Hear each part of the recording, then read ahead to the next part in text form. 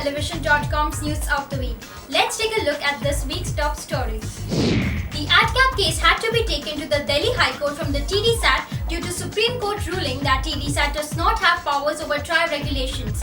The hearing that came up last week saw the case being adjourned to 13 March 2014 along with an interim order asking TRAI not to take any coercive action against them. Till then, broadcasters will have to keep submitting their weekly ad duration reports to TRAI. Indiacast and Dish TV were embroiled in a fierce battle in TDSAT regarding Dish TV's on-request channels that does not fit with TRAI regulations.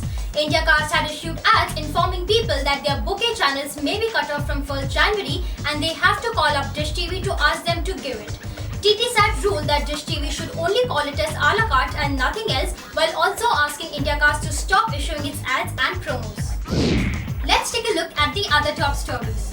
TRAI has given another extension to the MSOs and asked them to submit 100% consumer application forms by December end along with the compliance report. On 16 December, the regulator met the 5 national MSOs and a few state players in New Delhi to get an update on the situation of DAS Phase 1 and 2 cities. Life OK, the channel known for its properties like Mahadev and Shapath, completed 2 successful years on 18 December.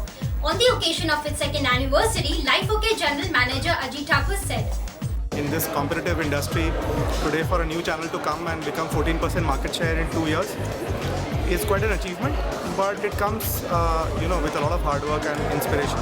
We will not create a channel just entertains.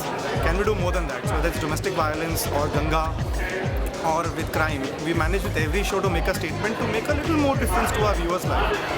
That's all for now. For more updates and insights about the media industry, log on to www.indiantelevision.com. Till then, have a great week ahead and Merry Christmas.